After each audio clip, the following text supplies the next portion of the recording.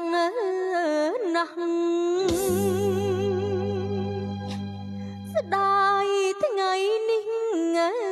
គេក្បត់ចាប់ទាំងព្រឹកព្រលឹម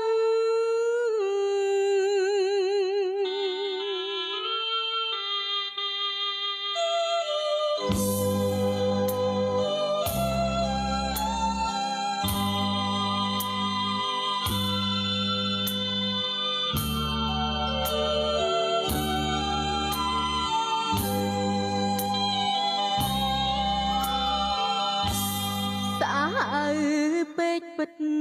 ជំរិតចាប់ចងសង្គ្រាមចាប់ម្ដងងៀតមាត់បងបងសង្ឃឹមជួបជុំ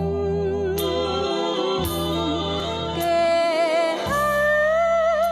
ថតរូបនាំគ្នាមកផ្ដុំចាប់ដៃរាក់ទាំងស្វាគមន៍បែកចាប់បងខ្ញុំជាចំណាប់សឹក28កក្កដា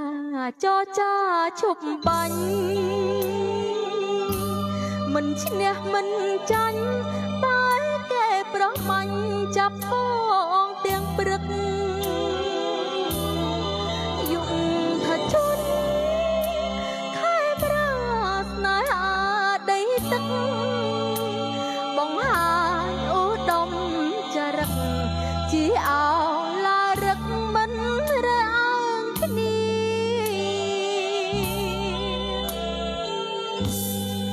អវិស្នាប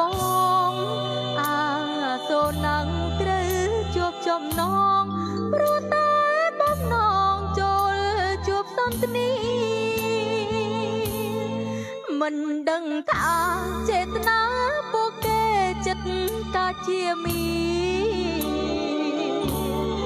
រំលោ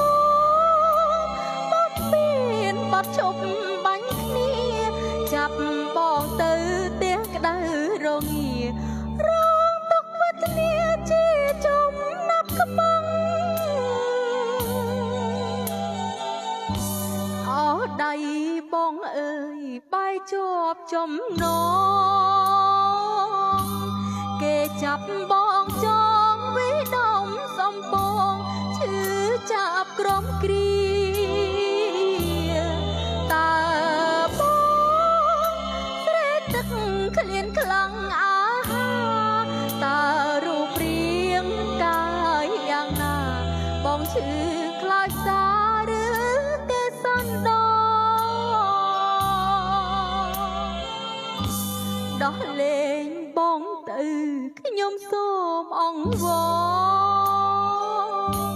សូមមានមនុស្សធម៌ចិនតាល្អល្អជាជនសុបរងជីវិតលើដៃគ្រប់គ្នាចង់រស់សូមលោកបញ្ឈប់មើលចំលុំពួកយើងជាមនុស្សកាន់ព្រះពុទ្ធ